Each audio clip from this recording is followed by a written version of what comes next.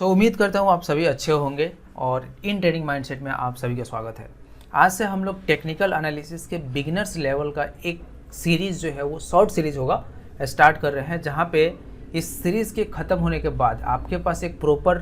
Pattern होगा, जिस pattern के आधार पे आप इंट्राडे कर सकते हो, ऑप्शन कर सकते हो, करेंसी में कर सकते हो, फॉरेक्स कर सकते हो, जिसमें भी चाहो एक ट्रेडिंग के लिए एक अच्छा सा सेटअप आप इस एनालिसिस के बाद जो है वो आप बना सकते हो। इसमें जो है वो ज़्यादा नहीं, एक शॉर्ट सीरीज़ होगा और हम लोग कोशिश करेंगे कि जितना जल्दी जो होगा आपको ये सेटअप मिल जाए, उतना जल्दी जो है आप बढ़िया से जो है अपना सेटअप जो है आप तैयार कर सको और जो है इसे एक लेवल पे ले सको। अब देखो, अब ये वाला सेटअप जो है वो क्यों ज़रूरी है, क्योंकि अब हमारे पास जब भी हम लोग ट्रेड करने जाते हैं नया नया एज ए बिगिनर लेवल पे, तो हम लोग शुरुआत में जब ट्रेड लगाते हैं शायद तुक्के में लगाते हैं, कुछ दिन जो है प्रॉफिट कर लेते हैं और फिर समझते हैं कि हमने जो है वो पूरी ट्रेडिंग सीख ली। और उसके बाद क्या होता है, उसी ट्रेडिंग में हम क्या करते हैं कि जैसे जैसे टाइम बीतते जाता है, जब अच्छे लेवल पे हम अपना ट्रेडिंग करना शुरू करते हैं, यानी एक क्वांटिटी बढ़ाना शुरू करते हैं, तब हमें जो लॉस है वो बहुत ही बड़ा बड़ा सा जो है वो दिखाई देने लगता है। यानी कि हमारा जो लॉस है, एक दिन में कैपिटल जो है वो 25% लॉस हो जाता है, 60% लॉस हो जाता है, 50% लॉस हो जाता है, और एक सप्ताह 2 सप्ताह में पता चला है कि आपका पूरा कैपिटल जो है वो ज़ीरो हो गया। तो इसके लिए सबसे पहले ज़रूरी है कि आपके पास एक फ्रेमवर्क होना चाहिए। कौन सा फ्रेमवर्क? कि अगर आपके फ्रेमवर्क में सारी चीज़ें अच्छे से आ रहा है तो आप ट्रेड लो, नहीं आ रहा है तो मत लो। लेकिन उस फ्रेमवर्क को चेक करके ही जो है हम लोग क्या करेंगे, आगे ट्रेड लेंगे। और किस तरीके से वो फ्रेमवर्क काम करता है, इस सीरीज़ के बाद जो है आपको चला जाएगा। और यहाँ पे हम लोग ओवरव्यू एक देख लेंगे कि किस सीरीज़ के आधार पे, किस फ्रेमवर्क के आधार पे जो है हम लोग काम करने वाले हैं इस टेक्निकल एनालिसिस के वीडियो में। अब आगे बढ़ता हूँ वीडियो में, लेकिन उससे पहले जो अभी तक चैनल को आप सब्सक्राइब नहीं किए तो सब्सक्राइब कर लेना, क्योंकि यहाँ पे जो है आपको बहुत सारे टेक्निकल नॉलेज से रिलेटेड और टेक्निकल एनालिसिस से रिलेटेड, ऑप्शन से रिलेटेड और इंट्राडे से रिलेटेड बहुत सारे इन्फॉर्मेशन जो है आपको मिलने वाले हैं। साथ में आगे चल के हम इन्वेस्टिंग से रिलेटेड जो है वीडियो भी शुरू करेंगे। तो यहाँ से जो आप जुड़ सकते हो, टेलीग्राम से जुड़ सकते हो, व्हाट्सएप से जुड़ सकते हो, सबका जो है लिंक आपको वीडियो के डिस्क्रिप्शन में भी मिल जाएगा। अब सबसे पहले बात करते हैं, तो देखो, एक नॉर्मल बंदे के लिए टेक्निकल एनालिसिस क्या होता है। अब नॉर्मल बंदे के लिए टेक्निकल एनालिसिस यही होता है कि अगर हम चार्ट पैटर्न पढ़ना सीख गए तो हम समझते हैं कि हमें जो है वो टेक्निकल एनालिसिस आ गया। और चार्ट पैटर्न में भी आप जब पढ़ने लग गए तो पता चलता है कि ये तो इतना इजी नहीं है, ये तो आपको देखने को मिलेगा कि ये तो पूरे 4 साल 5 साल का एक सिलेबस से भी जो है वो बड़ा है, कि इतना बड़ा जो है आपको टोटल जो है वो देखने को मिलेगा। और आप टोटल अगर आप अच्छे से करने लगो तो एटलीस्ट आपको साल भर तो जो है वो लगेगा, ताकि आप एक अच्छा सा जो है टेक्निकल एनालिस्ट बन सको। साल भर अगर आप नहीं भी देना चाहते तो भी जो है आपको 6 महीने एटलीस्ट लग जाएगा कि आप सारे जो है कैंडल पैटर्न हैं, कैंडल स्टिक्स हैं, या जो चार्ट पैटर्न है, वॉल्यूम है, इंडिकेटर है, उनका सही से यूज़ करना जो है आप सीख जाए। अब सबसे पहले जो क्वेश्चन आता है वो आता है कि आखिर यहाँ पे जो है वो टेक्निकल एनालिसिस क्या है। टेक्निकल एनालिसिस अगर हम बिगनर्स लेवल पे देखते हैं तो टेक्निकल एनालिसिस से हम लोग क्या समझते हैं कि टेक्निकल एनालिसिस जो है क्या है, कि केवल चार्ट पैटर्न पढ़ लेना टेक्निकल एनालिसिस है। तो देखो, टेक्निकल एनालिसिस जो है वो, टेक्निकल एनालिसिस में मेनली हम लोग करते क्या है, टेक्निकल एनालिसिस जो है वो आप अगर जोड़ोगे तो देखो हम क्या करते हैं, पास्ट डाटा को, पास्ट में जो भी डाटा फॉर्म हुआ है, चाहे वो प्राइस एक्शन हो या वॉल्यूम हो, उसके आधार पर जो भी डाटा जो है वो फॉर्म हुआ है, उस डाटा को हम लोग चार्ट पैटर्न में, कैंडल स्टिक्स में, वॉल्यूम में, इंडिकेटर में यूज करके हम आउटकम्स को है वो प्रिडिक्ट करते हैं। और उसके बेसिस पे हम अपने जो ट्रेडिंग डिसीजंस होता है ऑन कंकरेंट टाइम, उस पर जो हम लोग लेते हैं। अब इसका क्या मतलब है? इसका मतलब है कि कोई भी चार्ट पैटर्न जो है वो फॉर्म हो रहा है या कैंडल स्टिक फॉर्म हो रहा है, तो उसके लिए हमारे पास प्रीवियस डेटा है, और उसी डेटा के आधार पे हम लोग ये प्रिडिक्ट कर पा रहे हैं कि हाँ, अगर ऐसा कैंडल स्टिक बनता है तो मार्केट रिवर्स करेगा, अगर ऐसा कैंडल स्टिक बनता है तो अगर मार्केट बेरिश हो रहा था तो यहाँ से बुलिश हो सकता है, अगर मार्केट बुलिश हो रहा था तो यहाँ से बेरिश होने के चांसेस जो है वो बन सकता है। और ये सब कुछ हम प्रीवियस डेटा के आधार पे ही जो है वो पढ़ते हैं, देखते हैं, और यही जो है वो चार्ट पैटर्न में आपको देखने को मिलता है कि अगर चार्ट पैटर्न जो है वो आपका कहता है कि हाँ, यहाँ से मार्केट रिवर्स हो सकता है, तो उसके सपोर्ट में क्या वॉल्यूम है, क्या आप जो भी इंडिकेटर यूज़ कर रहे हो वही इंडिकेटर जो है उस आउटकम को प्रिडिक्ट कर रहा है या नहीं कर रहा है। यही जो होता है टेक्निकल एनालिसिस। और इसी के आधार पे क्या करते हैं कि हम कि रियल टाइम मतलब जब भी आप ट्रेड कर रहे हो, तो अगर आप प्रीवियस चार्ट देखोगे, डेटा देखोगे, तो आपको लग जाएगा कि हाँ यहाँ से मार्केट जो है कैसा कैंडल स्टिक बना, मार्केट ऊपर गया। लेकिन जब आपके सामने वो कैंडल स्टिक बनेगा तो क्या आप उस वक्त ये डिसीजन ले पाओगे या नहीं ले पाओगे कि हाँ ये जो है मुझे इस समय क्या करना है, इस समय मुझे ट्रेड लेना है, बाय करना है, सेल करना है, शॉर्ट करना है, या फिर जो है हमें लॉन्ग करना है। ये डिसीजन आप उस समय ले पाते हो या नहीं पाते हो, यही डिसीजन जो है वो आपको डिसाइड करता है कि हाँ आप जो है टेक्निकल एनालिस्ट बन रहे हो, टेक्निकल एनालिसिस सीख रहे हो। तो ये चीज़ें जो है आपको कौन सिखाता है, चाहे वो चार्ट पैटर्न है, कैंडल स्टिक पैटर्न है, हम इसमें प्रीवियस डेटा को यूज़ करते हैं और उन्हीं प्रीवियस डेटा को प्रिडिक्ट करके हम आउटकम को जो है वो प्रिडिक्ट करते हैं, जहाँ पे हमें रियल टाइम में, कॉन्करेंट टाइम में जो है हमें डिसीजन लेने में मदद मिलता है। अब हम लोग बात करते हैं इससे आगे। तो अगर सबसे पहले बात करते हैं कि अगर देखो कोई भी टेक्निकल एनालिस्ट जो होता है, चाहे वो बिगिनर्स लेवल पे हो या प्रो लेवल पे हो, यहाँ पे जो है वो बहुत सारे एन है, इसका मतलब ये मत समझना, ये बस इसलिए है कि बिगिनर का मतलब बहुत ज़्यादा एक्साइटमेंट वाला जो है वो लेवल रहता है, इसलिए है। तो अब यहाँ पे कोई भी जो चार्ट पैटर्न है वो अगर बिगिनर्स लेवल पे है या फिर प्रो लेवल पे है,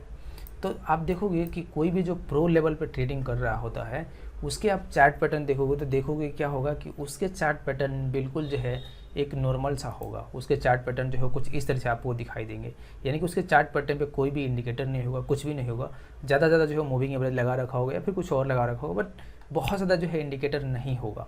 लेकिन अगर यही चीज़ें हम एक बिगिनर्स लेवल पे देखते हैं तो आप देखोगे कि उनका चार्ट जो होता है वो पूरा इंडिकेटर से भरा होता है, यानी कि 7-8 इंडिकेटर लगा लिए, 5 इंडिकेटर लगा लिए, और यहाँ से प्राइस इधर जा रहा है, RSI लगा लिया, ATR लगा लिया, मूविंग एवरेज लगा लिया, बोलिंजर बैंड लगा लिया, और बहुत सारे जो है वो चीज़ें यहाँ पे लगा के सब कुछ जो है वो देख रहे हैं, और समझ ही नहीं आ रहा है कि प्राइस कौन सा जा रहा है और इंडिकेटर का जो है वो इंडिकेशन कौन सा है। सुपर ट्रेंड लगा लिया, हाफ सुपर ट्रेंड लगा, सब कुछ जो है वो चल रहा है एक साथ, और आपको जो है बिल्कुल आइडिया नहीं चल रहा है कि हाँ किस इंडिकेटर पे करना है। एक जो है कह रहा है खरीदो, दूसरा कह रहा है मत खरीदो। तो ऐसे में क्या होता है कि आप खुद ही कंफ्यूज हो जाते हो। जो बिगनर्स लेवल पे होता है वो खुद ही कंफ्यूज होता है कि किसकी कहना माने, किसकी जो है माने। सुपर ट्रेंड कह रहा है खरीदो और आप RSI देख रहे हो, कह रहे हैं कि नहीं हम तो जा रहे हैं सेलिंग डायरेक्शन में, तो आप खुद जो है वो कंफ्यूज हो जाते हो। लेकिन प्रो लेवल पे ऐसा नहीं होता। प्रो लेवल पे जो है उनके पास एक क्या होता है, एक फ्रेमवर्क होता है, और फ्रेमवर्क में क्या होता है कि उस फ्रेमवर्क में उन्हें पता होता है कि हाँ अगर यहाँ से ग्राफ घूम के कुछ जो है अगर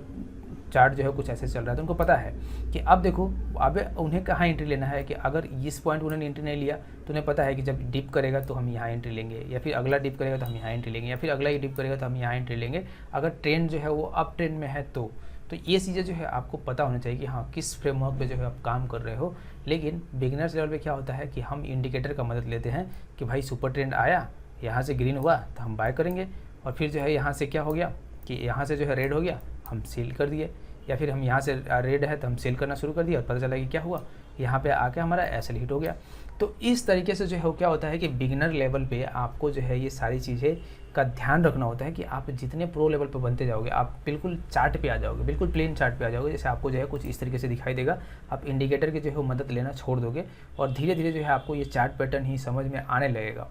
अब हम लोग बात करते हैं आगे की तरफ। तो आगे की तरफ आप देखोगे तो सबसे पहले बात करते हैं यहाँ पे कि आखिर जो जनरल मिस्टेक्स होता है वो क्या करते हैं हम लोग। जो अगर हम लोग बिगनर्स लेवल पे होते हैं तो जो जनरल मिस्टेक्स होता है वो क्या करते हैं। तो जो जनरल मिस्टेक्स होता है वो यही होता है कि हम यहाँ पे किसी भी जनरल मिस्टेक्स में कि हम बहुत ज़्यादा इंडिकेटर को जो है वो यूज़ करते हैं, और बहुत ज़्यादा इंडिकेटर को यूज़ करना ये दर्शाता है कि जब भी हम इंडिकेटर को यूज़ करते हैं तो कोई इंडिकेशन जो है वो आप देखोगे, जैसे आपने बहुत सारे लोगों को जो है ये देखा होगा कि वो क्या कर सकते हैं, RSI, MACD और सुपर ट्रेंड जो है वो एक साथ लेके चल जाते हैं। और इससे क्या होता है कि तीनों में जब तक कन्फर्मेशन एक साथ आता है तब तक पता चला है कि आपका एंट्री जो है वो बहुत ही ऊपर चला गया। जब बहुत ही ऊपर चला जाता है तो उससे क्या होता है कि आपका एसएल जो है वो काफ़ी बढ़ जाता है। लेकिन अगर आप केवल प्लेन चार्ट पढ़ना सीख जाते हो तो उससे क्या हो जाएगा कि आपको पता रहेगा कि किस एरिया पे जो है आपको एंट्री लेना है, और उससे क्या होगा कि आपका एसएल जो है वो बहुत ही छोटा रहेगा और आपका टारगेट जो है टारगेट भी बड़ा मिलेगा। अगर आप ऊपर एंट्री लेते हो तो क्या होगा कि आपको टारगेट भी जो है वो छोटा मिलता है और एसएल भी जो है वो बड़ा मिलता है। तो ऐसे में क्या होता है कि ये जनरल मिस्टेक्स होते हैं कि हम बहुत सारे जब बिगनर्स लेवल पे होते हैं तो बहुत सारे इंडिकेटर की जो है वो मदद करना शुरू कर देते हैं, और वो अपने आप ही आप ना चाहते हुए भी जो है वो किसी ना किसी इंडिकेटर का यूज ज़रूर करोगे बिगनर्स लेवल पे, क्योंकि आपको अपने आप पे भरोसा नहीं होता है। बिगनर्स लेवल पे। और जब अपने आप पे भरोसा नहीं होता है तो क्या करोगे, आप जो है अपना भरोसा किसी और को दे दोगे, और वो होता है यहाँ पे इंडिकेटर्स। और जिस भी इंडिकेटर पे देते हो तो आप एक इंडिकेटर पे भरोसा नहीं करते, आप सोचते हो कि कम से कम 2-3 इंडिकेटर होना चाहिए और तीनों एक साथ जब इंडिकेशन करेगा तो मैं बाय करूँगा या सेल करूँगा। लेकिन ऐसे टाइम पे क्या होता है कि जब तक ये इंडिकेटर शो करते हैं तब तक हो सकता है कि आपका जो जनरल एंट्री बनता है, एक अच्छा सा एंट्री बन रहा होता है, वो मिस हो जाता है, या फिर एंट्री आप ऐसी जगह लेते हो जहाँ से एसएल बहुत ही बड़ा होता है, टारगेट बहुत ही छोटा मिलता है। इसके अलावा जब भी बहुत सारा जब इंडिकेटर आप यूज़ करते हो तो एक कन्फ्यूजन का जो लेवल होता है ये भी बढ़ जाता है। आपको डिसीजन लेने में बहुत ज़्यादा कन्फ्यूजन होने लगता है कि आप सोचते हो कि किस लेवल पे इंडिकेटर लेना था, किस पे नहीं लेना था, बहुत ज़्यादा जो है वो देखने को मिल जाता है। इसके अलावा आपके पास एक सॉलिड जो है फ्रेमवर्क आपका बन नहीं पाता। जब तक आप अपना फ्रेमवर्क बनाना की कोशिश नहीं करोगे तब तक आप कुछ भी कर लो, कितना भी इंडिकेटर यूज़ कर लो, आपका जो सॉलिड फ्रेमवर्क होगा वो नहीं बन पाएगा। आप एक सॉलिड फ्रेमवर्क में जो है अपने आप को ढाल नहीं पाओगे, यानी कि आपको जो है किस तरीके से आपको ट्रेड करना है, ये आपका जो व्यू है ये नहीं बन पाएगा। आप हमेशा जो है वो किसी इंडिकेटर के भरोसे रहोगे या फिर जो है किसी के टिप्स के भरोसे रहोगे। तो वैसे में आपको जो है सबसे पहले ये करना है कि आपको अपना सॉलिड फ्रेमवर्क जो है वो डेवलप करना है, चाहे उसमें 6 महीने का टाइम लग जाए, 3 महीने का टाइम लग जाए, या फिर जल्दी जल्दी सीख के आप 1 महीने का जो है फ्रेमवर्क डेवलप कर लो या 1 साल में करो। लेकिन अपना फ्रेमवर्क जो है, अगर आपको मार्केट में लॉन्ग टर्म रहना है तो आपको अपना जो फ्रेमवर्क है वो डेवलप करना पड़ेगा। और वो कैसे आएगा, वो आएगा कि आप सबसे पहले टेक्निकल एनालिसिस सीखो, जो भी आप मिस्टेक्स करते हो उस मिस्टेक से सीखो, जो दूसरे मिस्टेक्स करते हैं उस मिस्टेक से सीखो, और फिर जो है अपना फ्रेमवर्क डेवलप करो। आप किसी भी बड़े ट्रेडर को देख लो, उनके पास एक अपना फ्रेमवर्क होता है, वो किसी के सहारे ट्रेड नहीं करते हैं। वो क्या करते हैं कि उनके पास एक अपना फ्रेमवर्क होता है और उसी फ्रेमवर्क के सहारे जो है वो ट्रेड करते हैं, चाहे वो लॉस ले या फिर प्रॉफिट ले। लेकिन अगर वो लॉस भी लेते हैं तो उस लॉस को एक्सेप्ट करते हैं कि जो हमारा फ्रेमवर्क है वो आज नहीं चला, और जो हमारा फ्रेमवर्क है उसे हमने जो है वो प्रॉफिट बनाया। इस तरह का जो है वो ट्रेड आप जब लेना सीख जाओगे तो जो है आपका फ्रेमवर्क धीरे धीरे डेवलप होना शुरू हो जाएगा। और वैसे सिनेरियो में आप क्या करोगे, आप अच्छा से अच्छा जो है ट्रेडर दिन प्रतिदिन जो है वो इम्प्रूव करते जाओगे, बनते जाओगे। इसके अलावा अगर हम लोग फ्रेमवर्क की बात करते हैं तो फ्रेमवर्क मेनली होता क्या है, किस तरीके से जो है फ्रेमवर्क काम करेगा, जो कि यहाँ पे इस सीरीज़ में शॉर्ट सीरीज होगा, इस सीरीज़ में हम लोग किस तरह का जो है फ्रेमवर्क पढ़ने वाले हैं और कैसे जो है वो पढ़ने वाले हैं। तो सबसे पहले अगर हम लोग इस सीरीज़ की बात करते हैं तो आप देखोगे कि इस सीरीज़ में जो भी चीज़ें मैं आपको बताऊंगा वो हम लोग सबसे पहले बताएंगे मार्केट स्ट्रक्चर जो है वो कैसा होता है। मार्केट स्ट्रक्चर अब क्यों ज़रूरी है ये जानना बहुत ही ज़्यादा ज़रूरी पड़ जाता है, क्योंकि मार्केट स्ट्रक्चर जो है ये आपको बताता है कि मार्केट जो है वो अप ट्रेंड में है, डाउन ट्रेंड में है, या फिर जो है वो रेंज मार्केट है।